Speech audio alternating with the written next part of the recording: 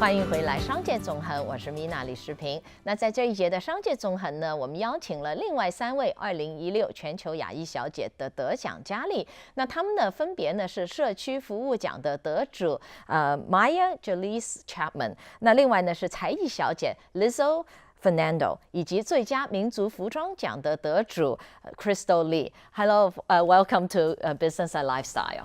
Hi, thank you for having us. So we will start with the self-introduction. We'll start with Crystal.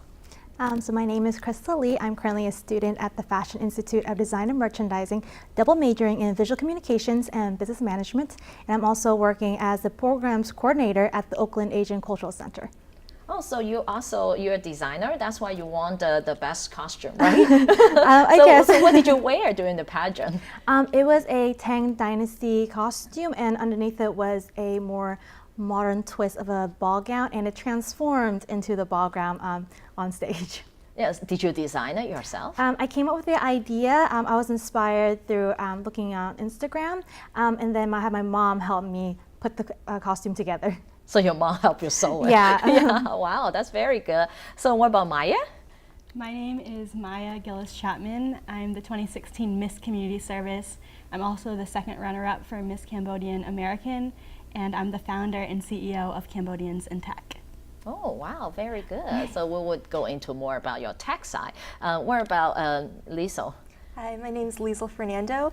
I'm 22 years old. I recently graduated from Santa Clara University with a BS in chemistry, and I'm currently interested in going into engineering. Oh, good, good. So we will start with Maya. So Maya, you said your platform, and you mentioned earlier you want more Cambodians to be in the tech field.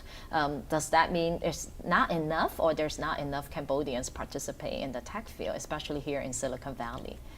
Yeah, so my inspiration for founding Cambodians in Tech was that there are so many diversity and inclusion efforts in Silicon Valley, but they never seem to benefit the refugee communities. And when you look at Cambodians in particular, a third of us live below the poverty line.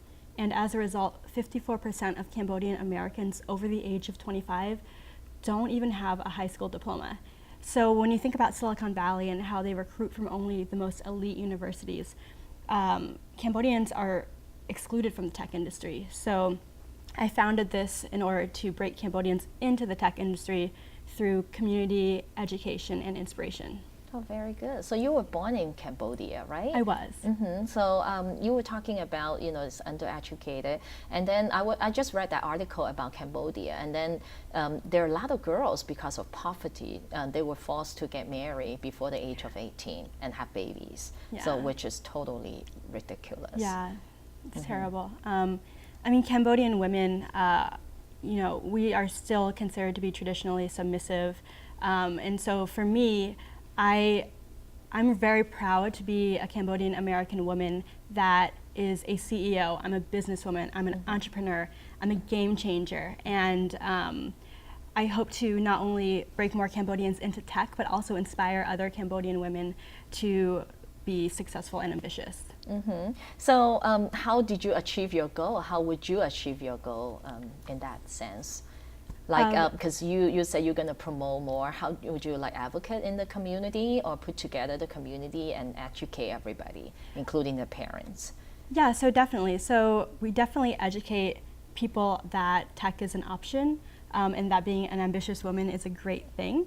But we also have a more hands-on approach. For example, we're hosting a hackathon in Cambodia on November 26th. And the results are there. It started with just me as the Cambodian in tech, and now we are in 4 different states in the US and 4 different countries around the world. So I'm very excited with our progress. Oh, very good. So Lizo, you're the winner of Miss Talent. What do you do? I play the piano. I've been playing the piano since I was about 6 years old. It's about 16 years. Originally, my grandma, actually, who's very passionate about music, signed me up for lessons, and I just continued all throughout my life. And you're still playing, I Yeah, assume. yeah. I was a music minor in school, and I still play. Just But you want to be an engineer. Yeah. So talking about your platform was to promote, music and art education. But unfortunately, with the budget cut of the government, we always face, the public schools in California, especially here in Bay Area, we always face, like they have to give up the art class, they have to give up the music class. So what would you like to do to change that? Yeah, I think that's a really big problem right now. A lot of people assume that the arts isn't as important as, say, sports and things like that. I think it's really important, if not more important, to have kids have the ability to develop that creativity when they're young. I think for me, being able to lead by example is really important. For instance, performing hopefully will inspire more kids to be interested in music and arts, volunteering at community centers, starting up nonprofits, helping with fundraisers, things like that would really help schools and help kids get access to those arts programs. In fact, a lot of public schools, they're looking for volunteers to teach music and art. So maybe you can consider that. Yeah, for sure. So let's move on to Crystal. So Crystal, you're the winner of the ethnic costume. And this is your platform, Developing Cultural Sensitivity. So talking about that, do you ever think when you grew up, did you ever in denial of your own ethnic identity? I don't believe I was ever in denial, but definitely was embarrassed when I was younger because my traditions at home was so much different from my peers. However, I started doing traditional Chinese dancing, and through that I definitely fell in love with my culture and it definitely appreciates the artistic values that I have within my heritage. So growing up was a little bit embarrassed, but now definitely I'm very proud to be Chinese American and definitely very proud to be part of the Asian American community. So this is also my experience with my daughter, and I think a lot of parents been complaining to me about the same issue, especially kids around like 9, 10, 11 or teenager. They start to be very rebellious, and then like my daughter keep telling me, I don't want to be Chinese. Why you always tell me I'm Chinese? I feel embarrassed, I don't like the culture. So what would you tell them as a role model? When I was teaching Chinese dance with my students, I definitely told them to be proud of the culture, embrace it, and when you're performing, be very confident so you can show the world that you're proud of your background.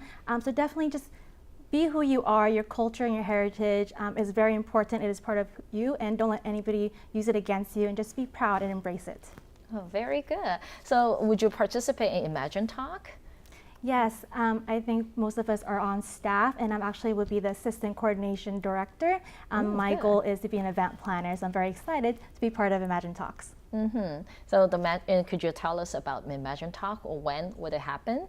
So it'll be in January. Basically, Imagine Talks is a platform, is an area for women empowerment, and definitely different speeches about technology, even arts and music and things like that. Very good, thank you so much. 那我们今天呢，这个商界纵横的时间到了，感谢大家的收看。那他们即将在1月14号呢举办这个 Imagine Talk。那我们今天节目时间到了，祝大家佳节愉快，我们下一次再见，拜拜。